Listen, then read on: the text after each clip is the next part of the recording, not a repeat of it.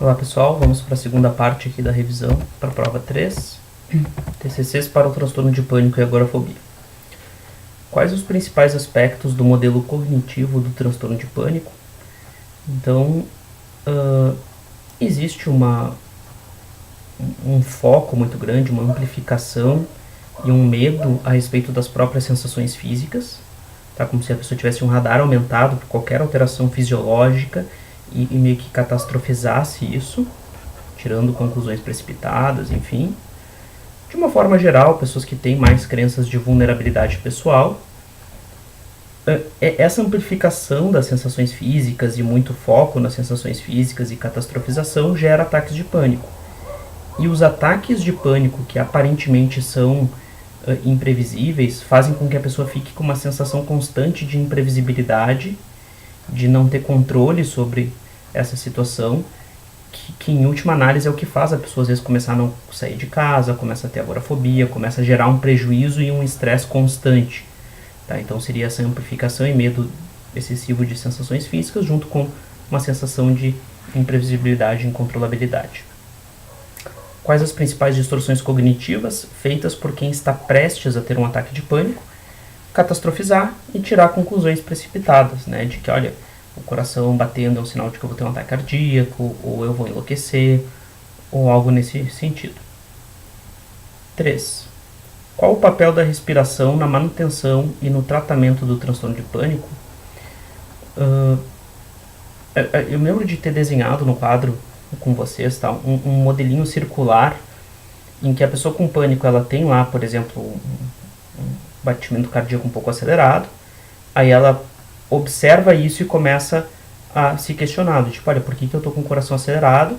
Que no fundo ela responde assim, olha, eu posso estar tendo um ataque cardíaco. Sutilmente a pessoa começa a hiperventilar, né? Então tem essa hiperventilação. E quando a gente faz hiperventilação e a gente não está fazendo exercício físico, isso gera uma série de outros sintomas fisiológicos, como uma certa tonteira, a gente pode começar a ver escotomas cintilantes, meio que aquelas luzinhas, pode gerar uma sensação de tremor na mão. Então tem várias sensações físicas que são secundárias à hiperventilação. E aí, como a pessoa com pânico ela já tem muito medo das sensações físicas, isso acaba virando meio que uma bola de neve. Tá? Então, quer dizer, isso já tem a ver com o papel da respiração, que é, ao começar a ter medo, a pessoa hiperventila, a hiperventilação gera vários sintomas físicos que a pessoa catastrofiza, gerando mais medo. E isso vai aumentando até virar um ataque de pânico.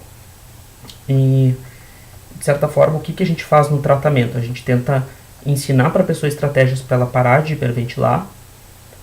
E também tem aquela história da respiração de conchinha, né, que serve para a pessoa tentar travar um ataque de pânico ativando o sistema nervoso parasimpático, que é se a pessoa respirar ou numa sacola de papelão, se for uma criança, ou respirar na própria mão algumas vezes, a inalação do gás carbônico pode ativar um pouco do sistema nervoso parasimpático, fazendo com que a pessoa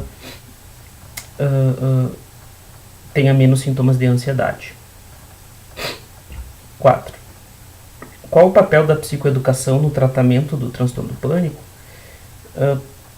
Ele chega a ser mais importante do que nos outros transtornos, talvez aparelho lá com o transtorno bipolar, mas às vezes só a psicoeducação já tem alguma evidência de que funciona, porque começa a normalizar as sensações. A pessoa começa a entender que o que ela tem não é um problema cardíaco, que ela não vai enlouquecer, não vai ter uma esquizofrenia, que ela não vai perder o controle. Então, ao normalizar um pouco isso e dar um nome para o transtorno, isso já faz com que aquele medo que a pessoa tem das sensações físicas já comece a diminuir naturalmente. Então ele normaliza o temor das sensações, né, dá nome para o transtorno, diferencia de outras condições, como um ataque cardíaco, algo nesse sentido. Então, é nesse sentido que é o papel da psicoeducação. Questão 5. Quais as principais habilidades respiratórias devem ser ensinadas para o paciente?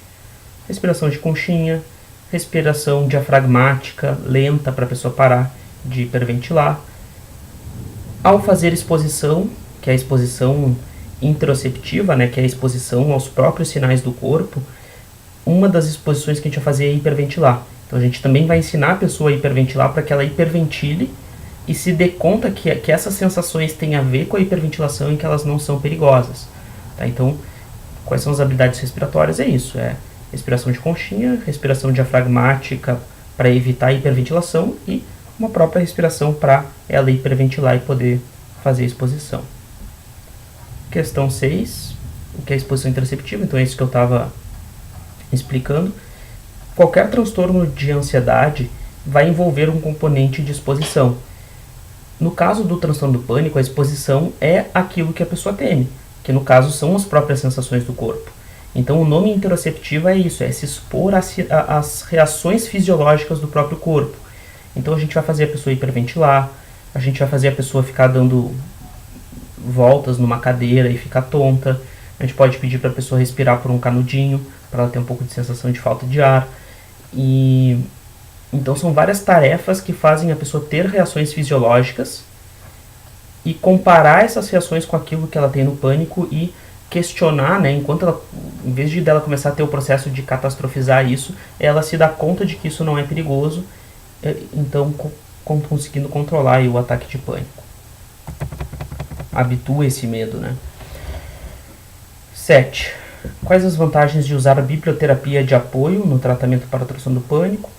Reforça a aprendizagem, já falei que a psicoeducação é muito importante no pânico e a biblioterapia é meio que uma forma de reforçar essa psicoeducação. Pode fazer com que os familiares leiam e de repente ajudem a pessoa na hora de uma crise a ter objetividade. Então, são essas as vantagens. 8. Segundo o modelo teórico das TCCs, por que é importante fazer um monitoramento objetivo dos ataques de pânico e uma avaliação objetiva do transtorno do pânico? Primeiro, assim, que as pessoas, quando começam a fazer esse monitoramento, ela começa a ver que nem todos os ataques de pânico são iguais, que eles não são totalmente imprevisíveis. Quando a pessoa preenche uma fichinha de um ataque de pânico, é um negócio que tem lá nos slides, né, que é o PAR, que é uma fichinha que a pessoa preenche com cada ataque de pânico, ela consegue se dar conta de quais pensamentos que ela estava tendo, tá? Começa a diminuir a imprevisibilidade, a incontrolabilidade e nos permite trabalhar com um ataque de pânico de uma forma mais realista, porque a pessoa vai ter feito ali uma avaliação e logo depois que ela teve o ataque de pânico ela vai preencher, a gente vai conseguir trabalhar de uma forma mais fidedigna com aquele ataque de pânico que aconteceu. E aí, generalizar para situações futuras. 9. Como o terapeuta cognitivo deve lidar com a agorafobia? Basicamente com exposição, parecido com o que se faz nas fobias específicas, fazendo uma hierarquia, fazendo uma exposição gradual aí a situações que são temidas, sem muitos objetos de segurança, de preferência sem usar ansiolítico, etc. E é isso. Tá?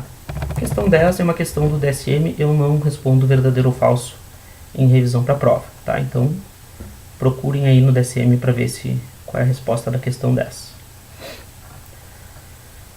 TCCs para o transtorno de ansiedade generalizada. Cite 3 elementos destacados nos modelos cognitivos clássicos do TAG. Então nós temos um aumento geral de excitabilidade, faz com que a pessoa tenha mais respostas de sobressalto, que quando ela está assustada ela tem uma reação fisiológica maior.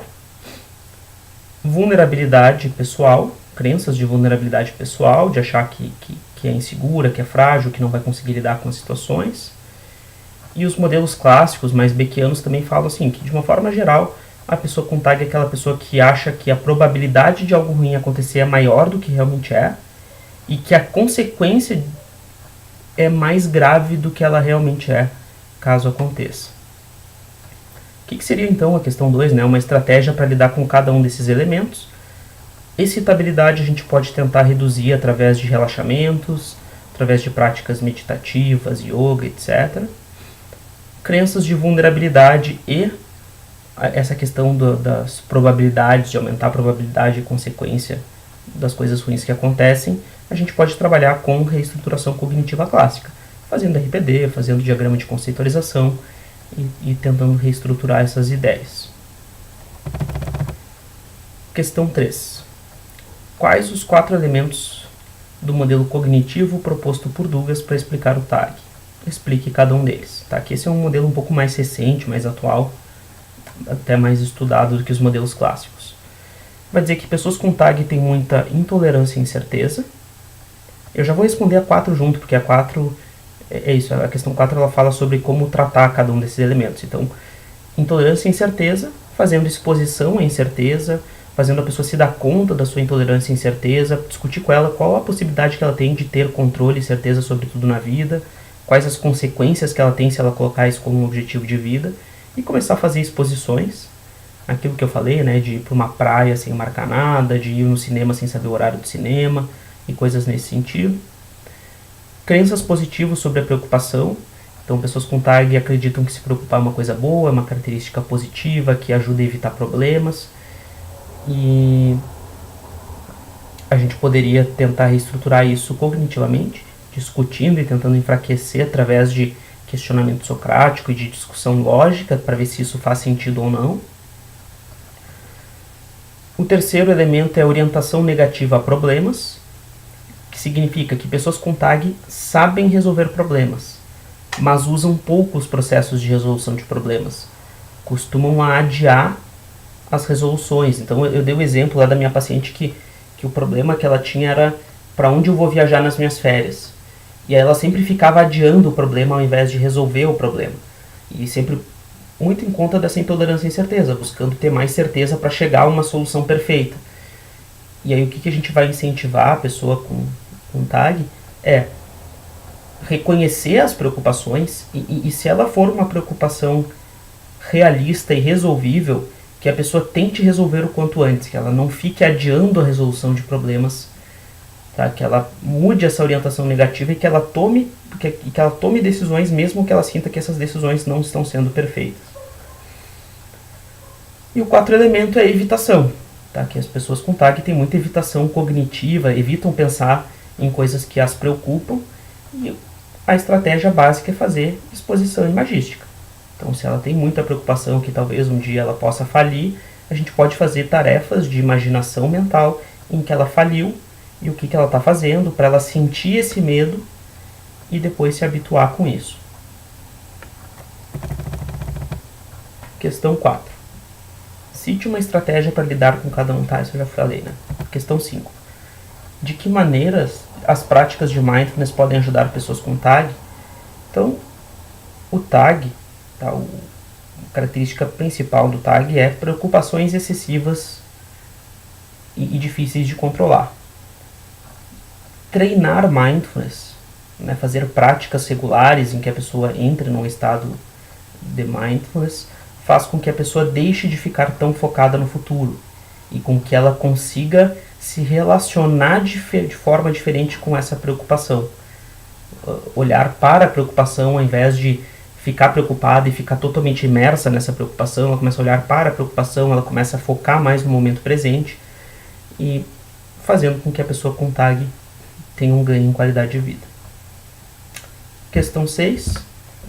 Em aula, assistimos um vídeo e depois discutimos sobre como lidar com situações estressantes.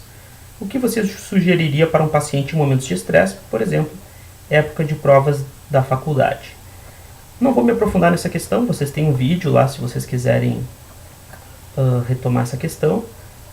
Muito por cima, tentar aceitar o estresse, não catastrofizar, tentar ter uma visão mais positiva sobre o processo de estresse e também buscar contatos sociais, eventualmente abraçar pessoas. Isso tudo pode ajudar em momentos de estresse. Tá? Então, tem outras coisas do TAG que a gente não abordou, do tipo que pode ser útil fazer a hora da preocupação, né, aquela técnica lá do Borkovec, a importância de fazer agendas e diários para a pessoa com TAG, para não ficar se preocupando com tudo que ela tem que fazer, e deixar com que a preocupação se torne tão reforçadora, porque se a pessoa não faz uma agenda, e aí ela é super preocupada, e de repente ela lembrou, puxa, ainda me lembrei que eu tinha lá que entregar um trabalho na semana que vem. Ainda bem que eu me preocupei. Né? Então reforça um pouco aquela questão das crenças positivas sobre a preocupação. E quando a pessoa começa a usar a agenda, o processo de se preocupar ele começa a se tornar um pouco menos útil e um pouco menos reforçado também. Então tem algumas outras coisinhas que a gente trabalhou, mas no geral, tá, o mais importante é isso aí.